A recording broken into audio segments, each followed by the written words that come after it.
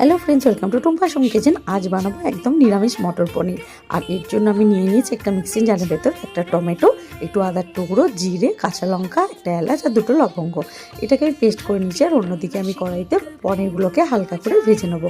ভেজে নিয়ে অল্প পরিমাণ জলের মধ্যে এটাকে ভিজিয়ে রাখবো। আমি কিন্তু ঠান্ডা জলে ভিজিয়ে রেখেছি। ওই তেলের মধ্যে দুটো তেজপাতা আমি দিয়ে দিলাম। এবার বেটে রাখা পেস্টটা আমি দিয়ে দেবো, দিয়ে ভালো করে একটু ভেজে নেবো। এরপর এর মধ্যে দিয়ে দেবো অল্প পরিমাণ হলুদ গুঁড়ো আর স্বাদ মতো নুন, আর দিয়ে দেবো অল্প পরিমাণ ধনে গুঁড়ো। এটাকেও ভালো করে ভেজে নিতে হবে। ভেজে নেওয়ার পর আমি এর মধ্যে দিয়ে দেবো কাঁচা মটর। আপনারা চাইলে এখানে ফ্রোজেন মটরও ব্যবহার করতে পারেন। এবার এটাকে ভালো করে ভেজে নেওয়ার পর ওই ভেজে রাখা পনিরের টুকরোগুলো আমি ঢেলে দিলাম। এবার এটাকেও ভালো করে নাড়াচাড়া করে একটু ফুটতে দিতে হবে। নামানোর আগে এর মধ্যে ধনেপাতা কুচি আর কসুরি মেথি দিয়ে একদম শুকনো করে আমি এটাকে নামিয়ে নেব। কসুরি মেথিটা কিন্তু অপশনাল, আপনারা চাইলে নাও দিতে পারেন। আমার রেসিপি একদম তৈরি হয়ে গেছে। আজকের মতো এটুকুই, টাটা।